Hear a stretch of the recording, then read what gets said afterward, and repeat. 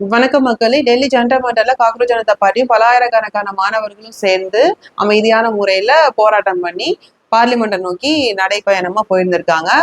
பேரணி வந்து கலவரமா மாறுது. இதனால காவல்துறையினர் அந்த மாணவர்களை தாக்குறாங்க. இந்த தாக்குதல் இந்தியா முழுவதும் பெரிய அளவுல எதிரொலிச்சு பல அமைப்பினர் இந்த செயலை கண்டிச்சு அந்த மாணவர்களுக்கு ஆதரவாக குரல் கொடுத்துட்டு வராங்க. அதே போல நிறைய செலிபிரிட்டிகளும் அந்த மாணவர்களுக்கு ஆதரவாக அவங்களுடைய கருத்துக்களை சோசியல் மீடியால பதிவு பண்ணிட்டு வரதை பார்க்க முடியுது.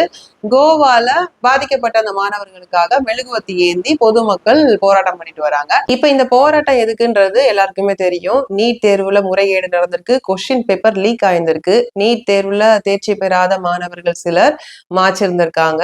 அப்ப இதெல்லாம் பொறுப்பேற்று தர்மேந்திர பிரதான் அவர்கள் பதவி விலகணும் அப்படின்ற கோரிக்கையை முன் வச்சுதான் இந்த அமைப்பினரும் அந்த மாணவர்களும் போராட்டத்தை முன்னெடுக்கிறாங்க. இந்த பேரணிக்கு முன்னாடி இந்த அமைப்பினர் உண்ணாவிரத போராட்டத்தை முன்னெடுத்திருந்தாங்க. அதுல சோனம் வாங்சுக்ன்றவர் 18 நாட்களாக சாப்பிடல.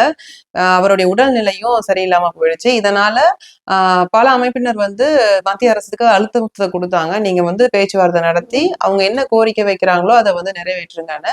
ஆனா அதை எதுக்குமே செவி சாய்க்கல மத்திய அரசு. மாறா அவருடைய உடல்நிலை ரொம்ப மோசமா போகும்போது அவரை குண்டு தக்கா தூக்கிட்டு போய் ஹாஸ்பிட்டல்ல சேர்த்துட்டாங்க. அந்த நேரத்துல அங்க இருந்த அந்த அமைப்பினரையும் அந்த மாணவர்களையும் அடிச்சு விரட்டினாங்க. அதையும் மீறிதான் நேத்து வந்து காக்ரோச் ஜனதா பார்ட்டியும் அந்த மாணவர்களும் சேர்ந்து பேரணியா அஹிம்சை முறையில தான் போயிருந்திருக்காங்க பார்லிமெண்ட்டை நோக்கி. பார்லிமெண்ட்டுக்குள்ள போகக்கூடாதுன்னு சொல்லி டெல்லி காவல்துறை எல்லாம் வந்து தடுப்பு வந்து வச்சு தடுக்கிறாங்க. அதையும் மீறி அவங்க ஏறி குதிக்கும் போது தண்ணீர் பீச்சி அடிச்சும் கண்ணீர் புகை கொண்டு வீசியும் அந்த பேரணியை கலைக்கிறாங்க. இதனால அங்க கலவரம் ஏற்படுது. அந்த கலவரத்தை வந்து தடுக்கிறோம்னு சொல்லி காவல்துறையினர் லத்தி சார்ஜ் பண்ணி கடுமையா மாணவர்களை தாக்குறாங்க. செய்திகள்ல என்ன சொல்றாங்கன்னா மாணவர்கள் வந்து வெறும் 60 பேர் தான் காயமடைஞ்சிருக்காங்கன்னு, காவலர்கள் வந்துட்டு 118 பேர் வந்து காயமடைஞ்சிருக்காங்க அப்படின்னு சொல்றாங்க. ஆனா அந்த பாதிக்கப்பட்ட மாணவர்கள் என்ன சொல்றாங்கன்னா எங்க கிட்ட எந்த ஆயுதமும் இல்லை, ஆனா காவல்துறை பாதுகாப்பு உடை அணிஞ்சு ஹெல்மெட் போட்டு கையில லத்தி வச்சுக்கிட்டு தடுப்பும் வச்சிருக்காங்க. ஆனா காவலர்கள் 118 பேர் காயமடைஞ்சிருக்காங்கன்னு சொல்றது போய். அதே மாதிரி எங்கள கூட்டத்திலேயே காவலர்களுடைய உடை அணியாம கலர் உடையில நிறைய பேர் லத்தி சார்ஜ் பண்ணிட்டு இருந்தாங்க. அவங்க எல்லாம் யாருன்னு கேட்டா போடா அப்படின்னு சொல்லிட்டு போறாங்க. அதற்கான ஆதாரமும் என்கிட்ட இருக்குன்னு அவங்க எல்லாம் வீடியோவும் வெளியிடுறாங்க. அது சோசியல் மீடியால பயங்கர வைரல் ஆகுது. அவங்க என்ன சொல்றாங்கன்னா இவங்க ஒண்ணு RSS அமைப்பா இருக்கணும், இல்லைன்னா பிஜேபி கட்சிக்காரங்களா இருக்கணும் அப்படின்னு சொல்றாங்க. இதற்கு காவல்துறை என்ன சொல்றாங்கன்னா இந்த கலவரத்துக்கான காரணத்தை நாங்க கண்டறிவோம், அங்க உள்ள CCTV காட்சியை நாங்க வந்து பார்த்து யாரு காரணம்ன்றத நாங்க சொல்லுவோன்றாங்க. இப்ப இந்த மாணவர்களும் அந்த அமைப்பினரும் போராடினது யாரை எதிர்த்து? ஆளுங்கட்சிய.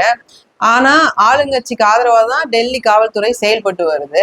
அப்படி இருக்கும் போது இந்த விசாரணை நேர்மையா நடக்குமா அப்படின்றது கேள்விக்குறிதான். இந்த பேரணிக்கு பிறகு அந்த அமைப்பினர் 3 நிபந்தனைகள் மத்திய அரசுக்கு வச்சிருந்திருக்காங்க.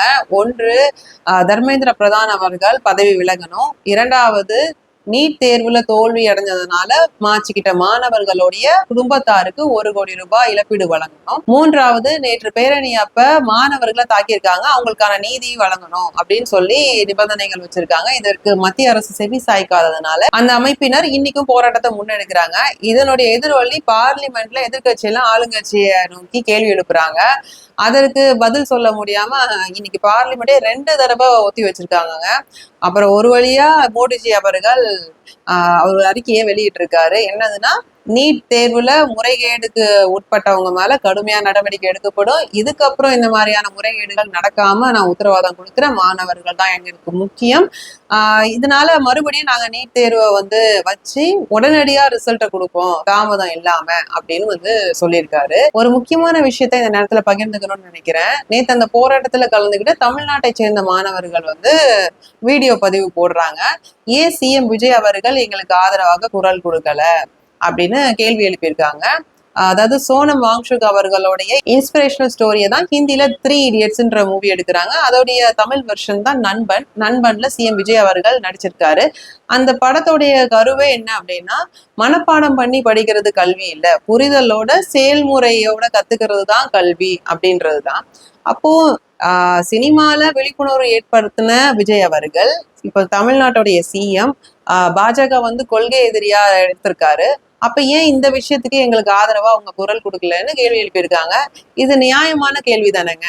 நீங்க என்ன நினைக்கிறீங்க அப்படின்ற உங்க கருத்தை கமெண்ட் செக்ஷன்ல சொல்லுங்க.